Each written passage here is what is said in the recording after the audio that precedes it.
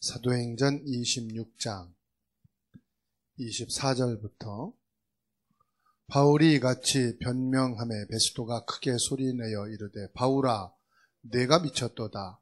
내 많은 학문이 너를 미치게 한다 하니 바울이 이르되 베스도 각하여 내가 미친 것이 아니요 참되고 온전한 말을 하나이다.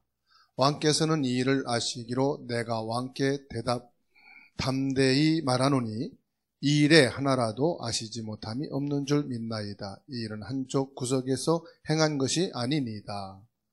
아그리빠 왕이여 선지자를 믿으시나이까? 믿으시는 줄 아나이다. 아그리빠가 바울에게 이르되 네가 적은 말로 나를 권하여 그리스도인이 되게 하려 하는도다. 바울이 이르되 말이 적으나 많으나 당신뿐만 아니라 오늘 내 말을 듣는 모든 사람도 다 이렇게 결박된 것 외에는 나와 같이 되기를 하나님께 원하나이다 하니라. 왕과 총독과 번이교와 그 함께 앉은 사람들이 다 일어나서 물러가 서로 말하되 이 사람은 사형이나 결박을 당할 만한 행위가 없다 하더라. 이에 아그리빠가 베스도에게 이르되 이 사람이 만일 가이사에게 상소하지 아니했더라면 석방될 수 있을 뻔하였도다 하니라. 신앙생활은 되어지는 것이다 하는 말씀. 신앙생활을 막 열심히 하려고 하는 사람은요, 신앙생활이 안 되는 사람이에요. 신앙생활 하려고 노력하는 사람이 있잖아요. 반대로 보시면 돼요. 아, 저 사람은 신앙생활이 안 되어서 신앙생활 하려고 몸부림치고 있구나. 그렇게 보시면 돼요. 막 열심히 신앙생활 하는 사람이 있죠. 사람들은 믿음이 좋다고 말해요. 아닙니다. 안 되기 때문에 힘을 쓰는 거예요. 신앙생활, 진짜 신앙생활은 뭐냐? 되어지는 거예요. 그래서 오늘 말씀을 좀 여러분들이 잘 보셔야 됩니다. 그리고 말씀 듣는 것으로 끝나지 마시고 진짜 내가 신앙생활이 바르게 되고 있는지, 신앙생활을 어떻게 해야 되는지 좀 언약을 붙잡으시고 새롭게 시작을 했으면 좋겠어요. 이번 강단 말씀이 피와 기름입니다. 피는 예수 그리스도 십자가를 말하는 거죠.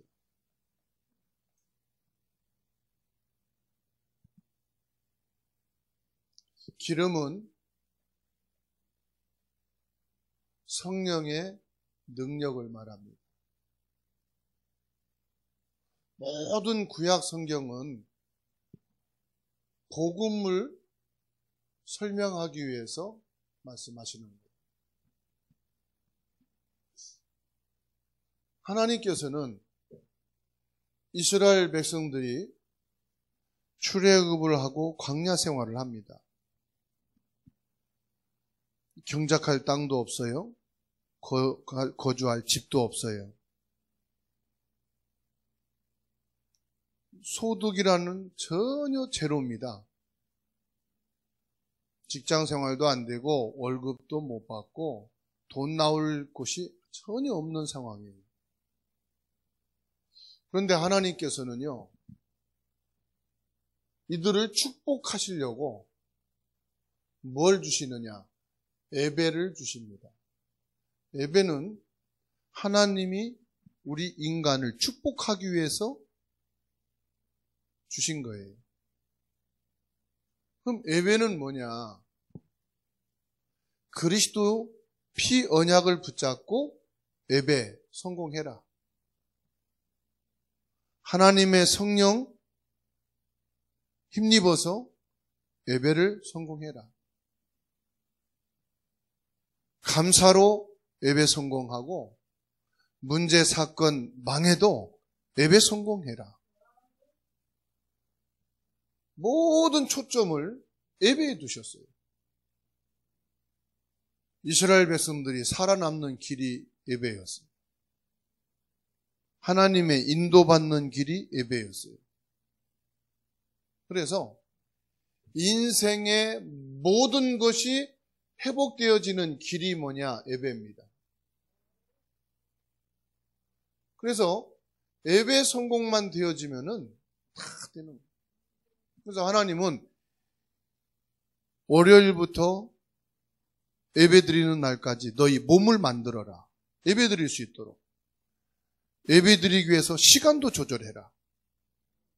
예배를 위해서 만남도 구별해라.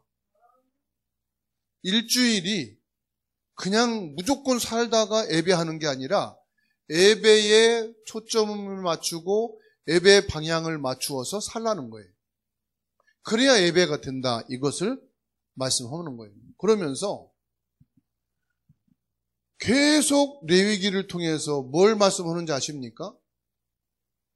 아니, 수입이 하나도 없는데 헌금을 말씀하시고, 그리고 하나님께 예배 드릴 때 반드시 빈손을 가지고 오지 말고 제물을 드리라 말씀하시고, 그리고 또 뭐라고 말씀하는지 아십니까? 아니, 소득이 없다니까요. 그런데 11조를 드리라 말씀하시고, 이게 예배였어요. 헌금을 가지고 예배를 성공하라. 여러분, 풀도 별로 나지 않는 사막, 물도 귀한 사막에서 이 가축을 키운다는 것은 보통 힘든 게 아니거든요. 예배 드릴 때마다 뭐라고 하느냐? 소를 끌고 와서, 양을 끌고 와서 번제물을 드리라. 속죄제물을 드리고 속건제물을 드리라. 농사를 짓고 곡식을 거둘 수 없는 상황에서 무교병과 무교전병으로 가루를 만들어서 기름에 섞은 과자를 하나님께 제물로 드리라. 아, 하나님은 없는데 지어짜는가? 아니, 너희가 축복받게 하기 위해서 하나님이 예물 드리라는 거예요.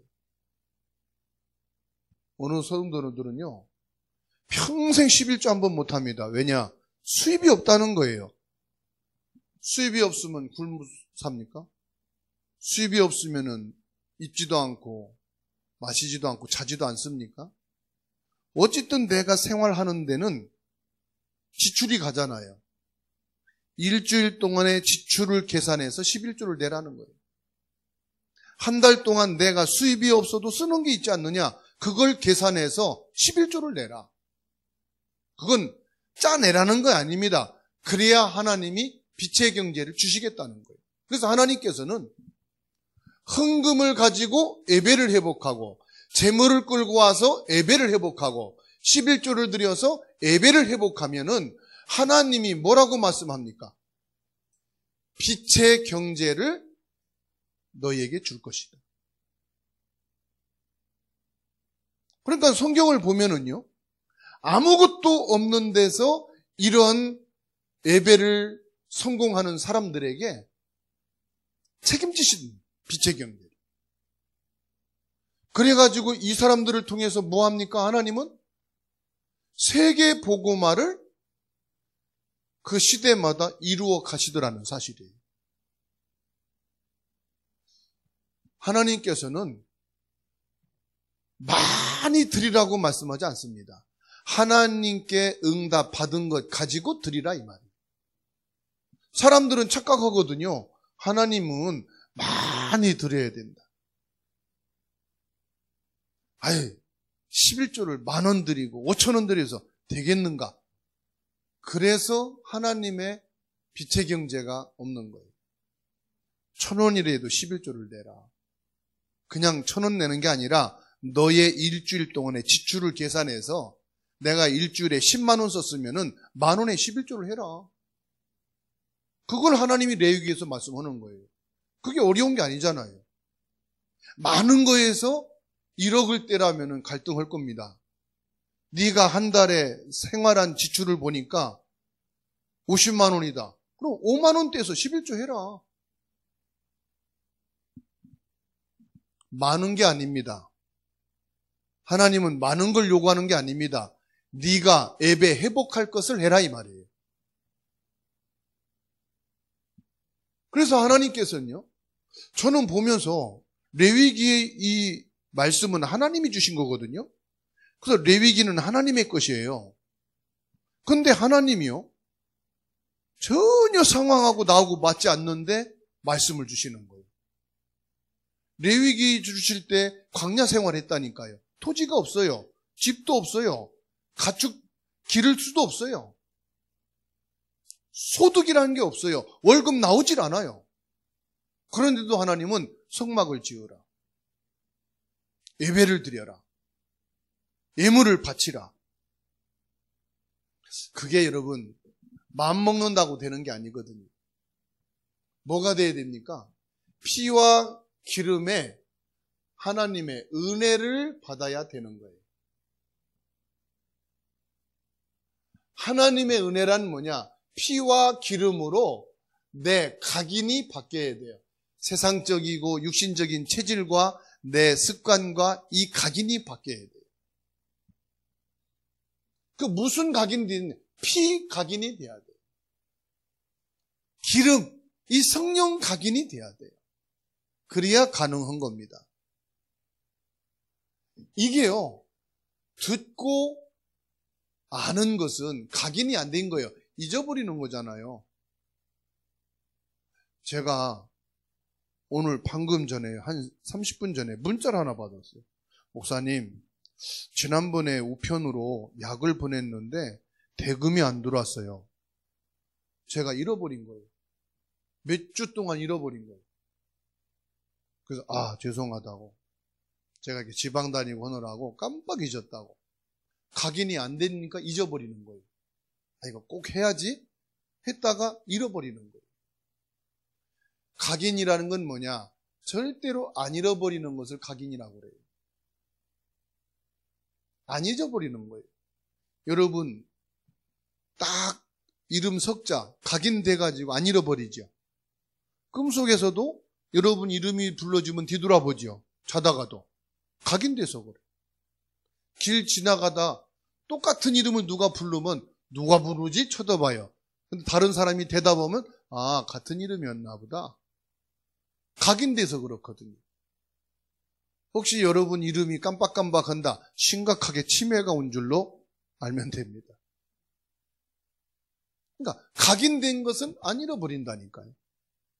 피가 각인되고 기름이 각인돼야 된다. 그리스도로 구원받은 것이 각인되고 성령이 내게 임하셔서 하나님이 함께 하시는 것이 각인돼야 된다. 각인이 되어야 뭐가 됩니까? 진정으로 뿌리가 내려지는 기도가 되는 거예요. 이게 24 기도를 말합니다. 그러면 이제 우리 삶과 연결되는 겁니다. 그게 체질입니다. 여러분, 이거를 가리켜서 뭐라고 말하느냐? 신앙 생활이 되어지는 거다.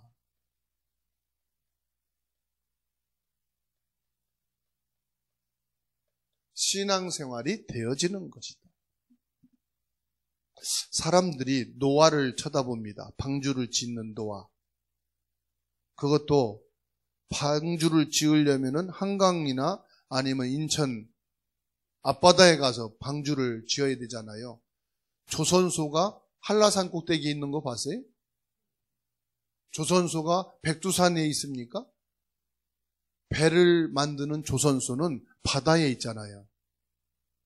이 노아가 산에서 방주를 만들고 있어요. 사람들은 노아 보고 미쳤다고 했지만은 노아는 확신을 갖고 있었어요. 뭐에 대한 확신이죠? 하나님 말씀은 틀림이 없다. 뭐에 대한 확신이요? 말씀에 대한 확신. 여러분, 이것은 제 말이 아닙니다. 하나님이 모세에게 말씀하여 이르시되, 하나님이 말씀하신 거잖아요. 그렇죠? 그러면 하나님의 말씀을 절대로 믿고 여러분 한번 예배를 통해서 인생 회복해 보시기 바랍니다. 헌금을 통해 예배를 회복하는 거예요. 11조를 가지고 예배를 성공시키는 거예요. 감사를 가지고 예배를 성공시키는 거예요. 용서를 가지고 예배를 성공시키는 거예요. 여러분 내년에 한번 그렇게 결단하고 시작하면 기적이 일어날 겁니다. 많은 것으로 하려고 하지 마시고 지금 내가 작은 것일지라도 작은 것으로 뭐 하느냐 시작하시면 돼요. 내가 못하는데 뭐라고 그럽니까? 그렇잖아요? 내가 없는데 누가 뭐라고 합니까? 하나님 앞에서. 근데 있는데 나 작은 것부터 할 거야. 그건 하나님을 갖고 노는 거죠. 주머니 막 빵빵한데 5,000원 주면서 이것은 내 일주일에 11조다. 그건 하나님을 조롱하는 거죠. 복 받는 게 아니라 있는 것도 다 그냥 쏟아버리는 거지. 요셉이 믿음 좋은 게 아니었어요. 요셉은 뭐 했습니까? 하나님의 말씀으로 자신의 답을 딱 얻은 거예요. 말씀으로 답을 얻었어요. 내가 있는 곳에서 내가 예배드리고 말씀 붙잡고 나는 승리해야지. 그 결단 가지고 예배 성공시키세요. 그 예배 가지고 그 결단 가지고 예배 드릴 수 있는 시간을 만드세요.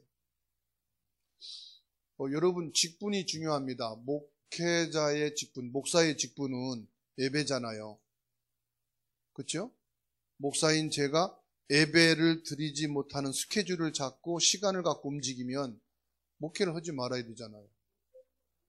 중직자가 예배의 중심을 갖고 스케줄을 안 잡으면 중직자가 될 수가 없잖아요. 그래서 모든 직분자는 뭐가 우선이냐? 내 인생의 제1순위는 예배가 되는 거예요. 그렇죠? 근데 그냥 예배 참석하는 예배가 아니에요. 예배 참석하려면 온라인으로도 하고 어디서든 할 수 있죠. 계양산 꼭대기에서도 예배 드릴 수 있죠. 그런 예배를 말하는 것을 아닙니다. 레위기는. 그렇죠? 레위기는 그런 예배를 말하는 게 아니에요. 예배의 내용과 본질을 말하는 거예요. 요셉이 노예로 누명을 쓰고 감옥에 가고 그랬습니다. 그러나 요셉은 응답이 와도 전혀 흔들리지 않았습니다. 증거가 있거든요. 무슨 증거냐? 하나님이 나와 함께 계신다는 증거입니다. 이거는 지식이 아닙니다. 이론이 아닙니다. 생각이 아닙니다. 하나님은 진짜 나와 함께 하신다. 하나님은 지금 나와 함께 하시는구나. 이 증거를 가지고 있는 거예요. 억지로 불안한데 참으면서 하나님이 함께 하십니다. 그거 됩니까? 막 불안하고 무서운데 눈 딱 감고 나 절대 눈 안 뜹니다. 하나님이 함께 계신 것만 봅니다. 눈 안 떠집니까? 더 조바심 나서 새눈 뜨고 봐요. 그죠? 마음을 결단한 게 아니라 그런 약속이 있었다. 모세는 이스라엘 민족을 이끌고 출애굽을 했어요.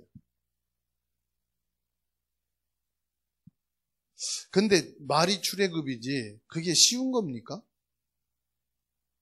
10가지 막 재앙이 쏟아집니다. 그런데 바로는 꼼짝 안 합니다. 애굽이 얼마나 강대국인지 아십니까? 지금 코로나 하나만 터져도 전 세계가 흔들거리는데 10가지 재앙이 와버렸다니까 애굽에. 그래도 이 애굽 경제는 든든했어요. 먹고 사는 거 든든했어요. 버틴길 수 있었단 말이에요. 얼마큼 정치를 잘하고 얼마큼 경제가 튼튼하고 강대국이었는지 10가지 재앙을 통과했다니까. 그렇게 해서 출애굽을 했다 이 말이에요. 그러니 이 모세는요 흔들리지 않은 거예요. 피의 언약. 피의 언약이면 된다고 하는 이것이요 확신이 있어요. 왜?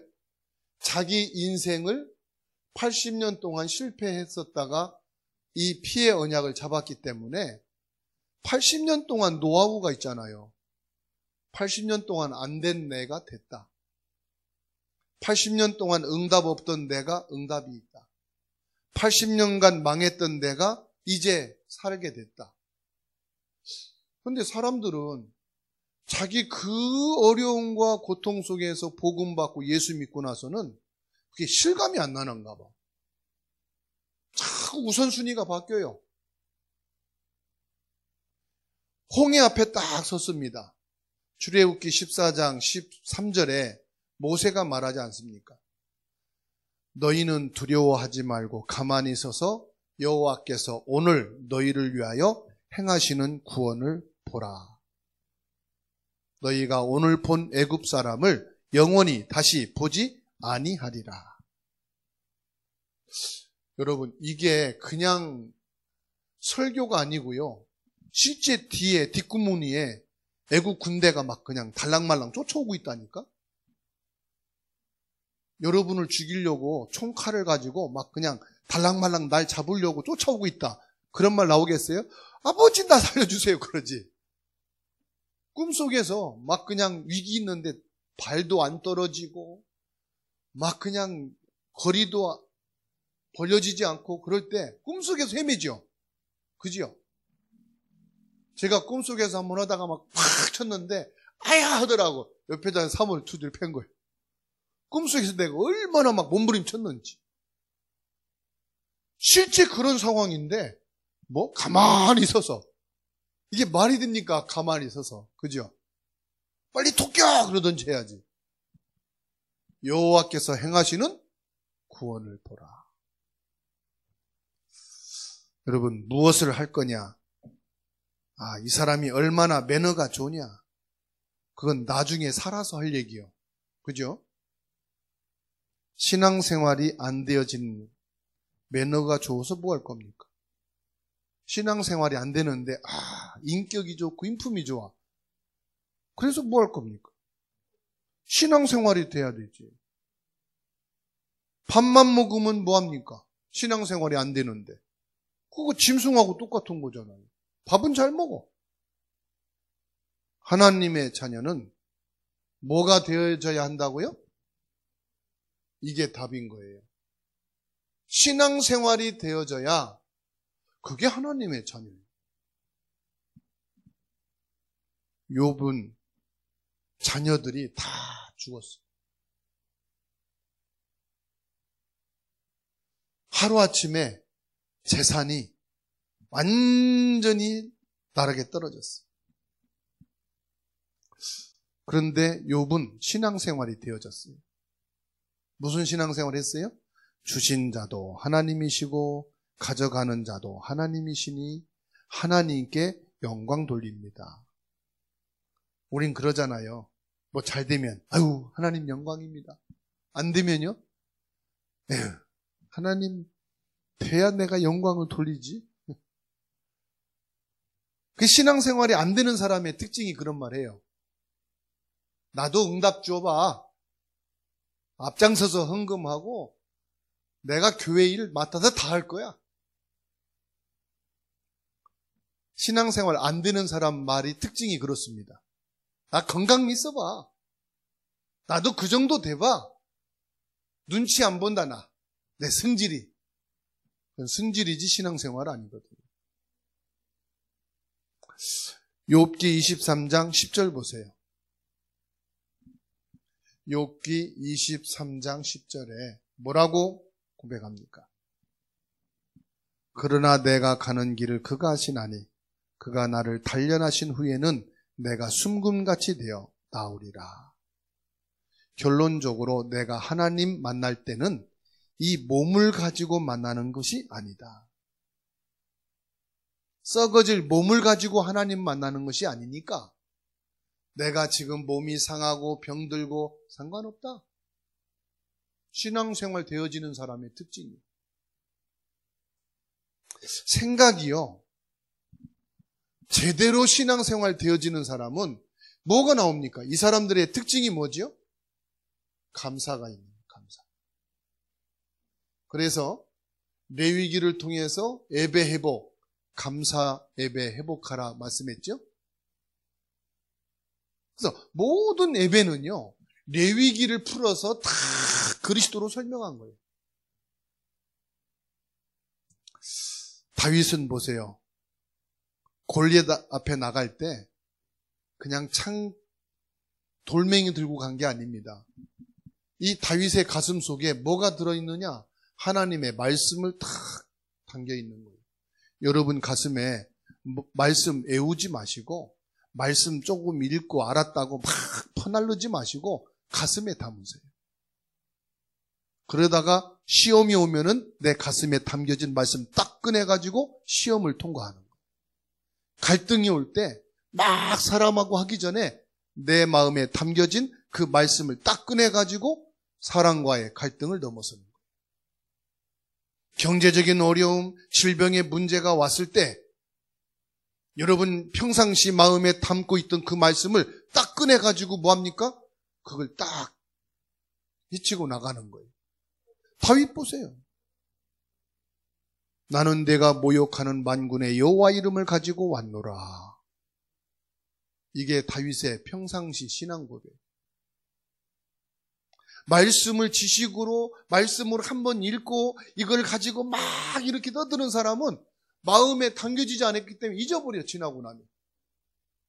내가 평생의 말씀으로 마음에 담고 이번 주간에 내가 마음에 담고 살아갈 말씀, 그 말씀은 동일한 말씀이라도요, 동일한 말씀이 아니요, 잘 박힌 목과 같이 든든하게 하나님의 영광이 걸리고 축복이 걸리는 말씀이에요.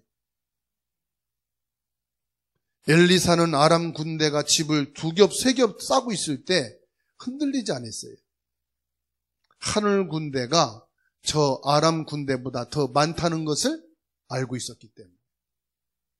바울은 확실히 있게 오늘 보니까 아그리빠 왕 앞에서 얘기합니다. 자기 신앙을 고백합니다. 그래서 뭐라고 말합니까? 내가 당신과 나가 지금 다른 것은 내가 지금 포박되어 있는 것밖에 없다. 당신도 나와 같이 그리스도를 알고 믿어야 한다. 그랬더니 바울 보고 네가 미쳤구나 그랬어요. 그러니까 뭐라고 말합니까? 당신도 나처럼 복음에 미치기를 원하노라 그러잖아요. 당당했어요. 왜? 신앙생활이 되니까. 신앙생활 안 된 사람은 눈치 봅니다. 불안하고 두려워합니다. 이 말하면 죽으면 어떡하지? 말 못해요. 스데반 보십시오. 신앙생활이 되니까 돌로 자기를 치려는 사람이 빽둘리 앉아있는데 하나님의 말씀을 정확하게 그리스도를 전하잖아요. 신앙생활이 안 된 사람은 아이고 이 말하면 돌 맞을 텐데 얼마나 아파 눈탱이 맞으면 말 못하는 거지. 그죠? 신앙생활은 뭐 하는 것이냐? 신앙생활은 말씀을 확인하는 것이다. 말씀 확인.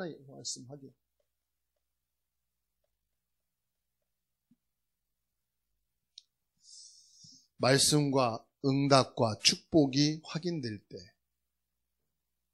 아, 그렇구나. 이래서 예배가 중요하고, 이래서 말씀이 중요하구나. 말씀을 내가 듣는 게 중요하고, 말씀을 주시는 그 현장감, 말씀이 임하는 그 자리에 성령의 감동, 성령의 역사, 영적인 분위기, 이거를 알아야 되죠.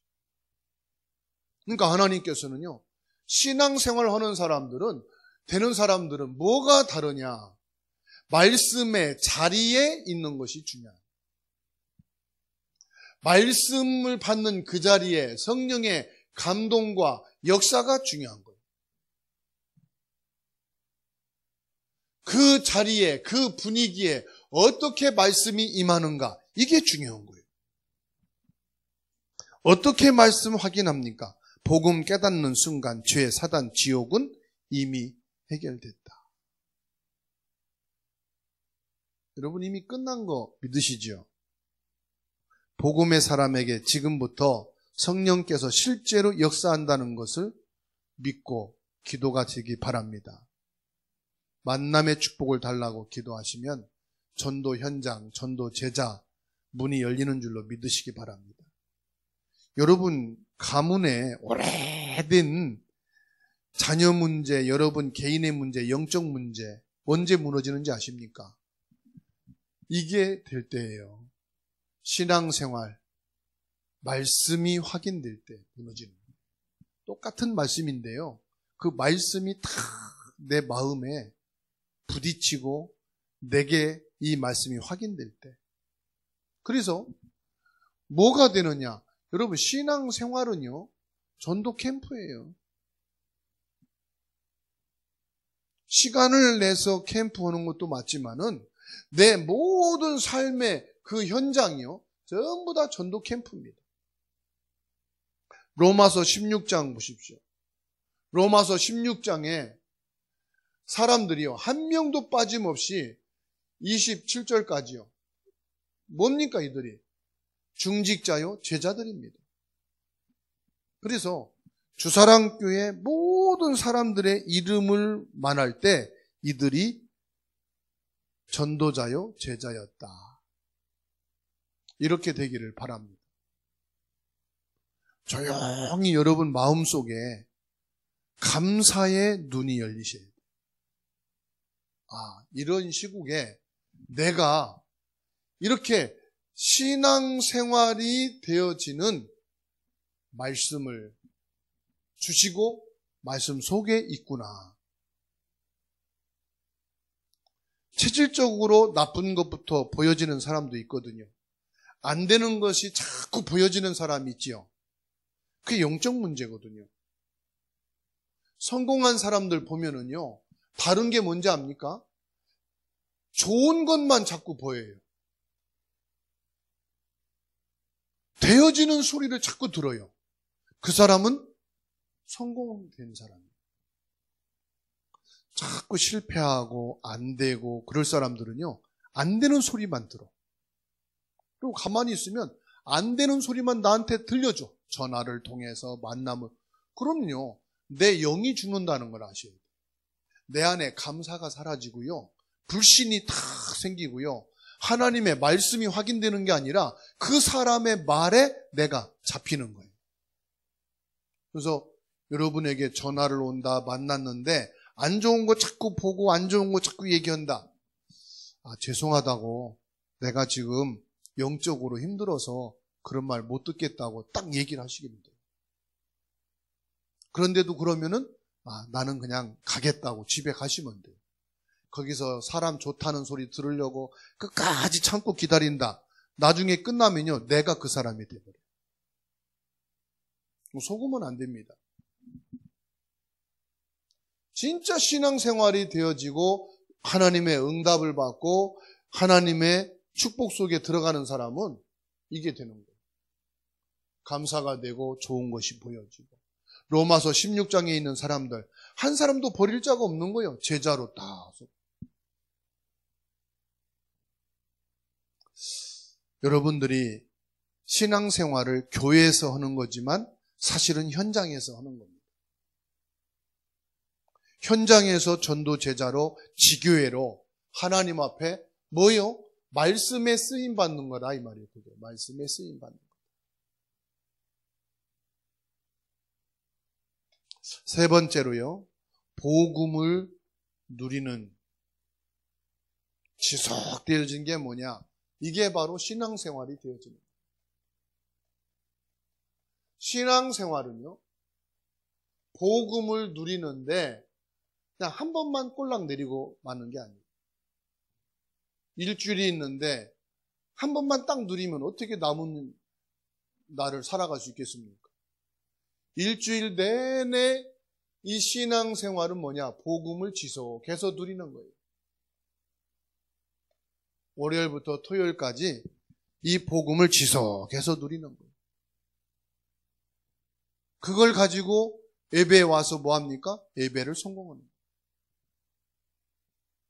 그러려면 어떻게 됩니까? 영적인 사실을 실제적으로 여러분들이 알아야 돼요. 그래서 영적인 지식이라고 하는 거예요. 예수 그리스도의 이름으로 기도할 때마다, 예수 그리스도의 이름을 부를 때마다 내가 하나님 앞에 예배를 성공시킬 때마다, 내가 그리스도의 이름으로 감사가 되어질 때마다, 이때마다 일어나는 일이 있다니까요. 예레미야 33장 3절에 크고 비밀한 일을 내가 내게 보이리라. 그러면서도 뭐 하느냐? 합리성이 있어야 돼요. 분명히 말은 맞는데 합리적이질 않아. 그러면은 그 다음부터는 내 주변에 사람들이 없습니다. 우왕좌왕하고 이랬다 저랬다 한다. 뭐가 없느냐? 논리적이지 못해서 그렇습니다. 사람들이 여러분들을 따라오고 여러분들이 사람들을 사역하기 위해서는 여러분의 것도 있어야 됩니다. 객관성도 있어야 됩니다. 객관성이 없이 이 사람이 말하면 골로 쏠리고 저 사람이 말하면 골로 가고, 그럼 객관성이 없는 사람. 그래서 사람들이 나를 안 따라오죠. 저 사람은 사람이 좋은데 누가 뭐라고 해도 누가 부탁을 해도 다 하는구나. 자기가 없는 거죠. 그게 객관성이 없는 겁니다. 그러면서도 뭐 해야 되느냐? 여러분들이 전문적인 걸 가지고 지속을 하려면은 뭐가 있어야 돼요? 주관성도 있어야 됩니다. 여러분만이 하나님 앞에 잡은 언약이 있어야 된다 이 말이에요. 사람들의 말도 있어야 되지만은 여러분의 것도 있어야 된다. 그래서 이렇게 이 7명의 렘넌트들처럼 하나님의 응답을 받은 사람처럼 모든 사람이 비웃어도 산에다가 방주를 짓는 데는 이유가 있는 거다. 이렇게 분명히 있으면서도 절대 언약으로 붙잡은 주관성도 딱 있어야 돼요. 그러면서도 객관적으로 저 사람이 말하는 하나님의 말씀은 맞다. 이런 것도 있어야 됩니다. 그런데 더 중요한 게 있어요. 이게 다 있어도요, 분별력이 없으면 안 돼요. 분별력은 뭘 말하느냐? 시간표를 알아야 된다는 거. 시간표. 수요예배 드린다는 사람이 8시 반에 들어와서 끝났어요 그러면은 분별력이 없는 거죠. 그렇죠? 시간표를 알고 딱 오는 거지 않습니까? 수요예배 드린다고 아침 10시부터 와가지고 있다가 7시에 에이 하루 종일 기다려도 예배도 안 드리네. 가자. 그러고 가면은 그게 분별력이 있는 거예요? 없는 거예요? 없는 거잖아요. 우리가 현장도 사역도 말씀 듣는 것도 분별력이 있어야 된다. 아무리 옳은 말일지라도 할 때가 있고 말 안 할 때가 있는 거다. 아무리 일을 잘해도 일을 해야 될 때가 있고 안 할 때가 있는 거지. 다 자고 있는데 망치질하고 있으면 쫓아와요, 이웃에서. 그렇죠? 그리고 지속하려면 뭐가 있어야 되느냐? 지속하기 위해서는 기도의 누림이 있어야 된다. 즉 영적인 힘이 있어야 지속하는 거다. 영적인 힘이 없으면 지속할 수가 없죠. 그러면 지속한다는 게 뭡니까? 하나님의 말씀을 분명하게 붙잡고 그 말씀의 누림 속에서. 그래서 지속되어지려면요, 예배가 지속이 돼야 돼요. 예배가 들쑥 날쑥 하면은 지속이 안 돼요. 사역도 지속이 안 되고. 제가 그러더라고요. 뭐 일이 있어갖고 지방에 가서 있잖아요. 예배가 안 되면은 지속이 안 돼요. 해외에 이제 나가서 뭐 사역한다. 예배가 안 되면요, 지속이 안 돼요. 뭐 한 주, 한 달은 되겠지. 근데 지속할 수가 없어요. 그래서 예배 안 된 사람들은 아예 교회를 떠나잖아요. 나중에 보면. 그렇죠. 막 주님하고 멀어지죠. 그런데 믿음도 없는 것 같고 뭐 사역도 안 되는 것 같은데 예배가 지속되는 사람은 나중에 보니까 사람이요 세워져 가요. 그 회복되어져 가는 걸 봐요. 그렇구나. 결국은 결론입니다. 무슨 말이냐? 결론은요, 은혜를 받아야 되는 거예요. 이 모든 것이 은혜 받는 자만이 축복이 있는 겁니다. 그래서 오늘 여러분들이 진짜 은혜를 받는 하나님의 축복이 있기를 주의 이름으로 축원합니다. 하나님이 나와 함께 하시고 말씀이 어떻게 성취되는 것을 알고 있는 것이 은혜를 받는 겁니다.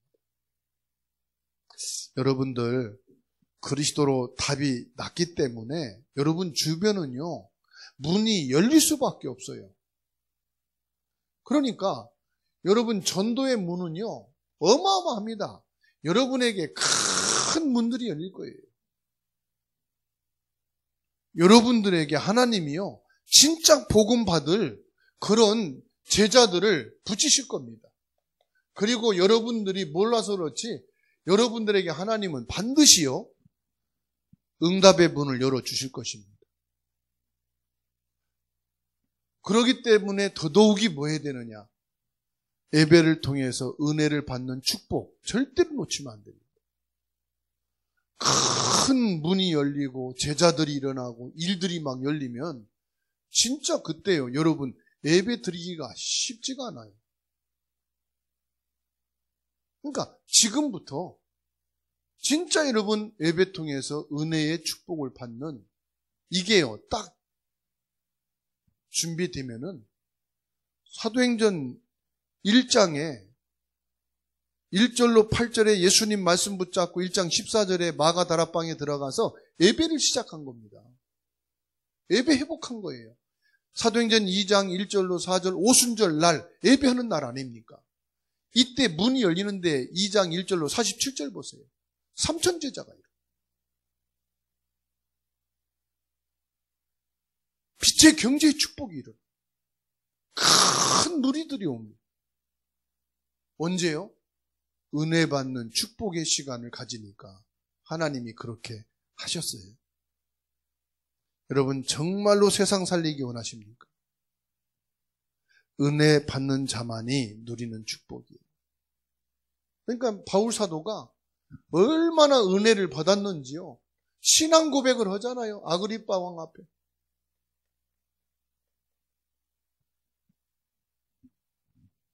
하나님 앞에 받은 은혜를 말하는 거예요.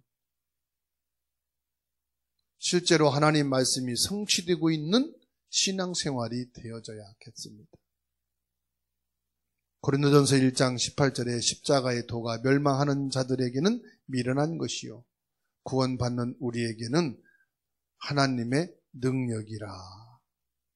19절에 내가 지혜 있는 자들의 지혜를 멸하고 총명한 자들의 총명을 패하리라. 능력이 내게 있는 게 아니고 능력이 하나님께 있습니다. 그러니까 하나님께 이 능력이 있으니까 우리는 뭐 하죠? 하나님이 나와 함께 계시는 이것이 뭐냐? 나의 신앙 생활이 되어지는 겁니다.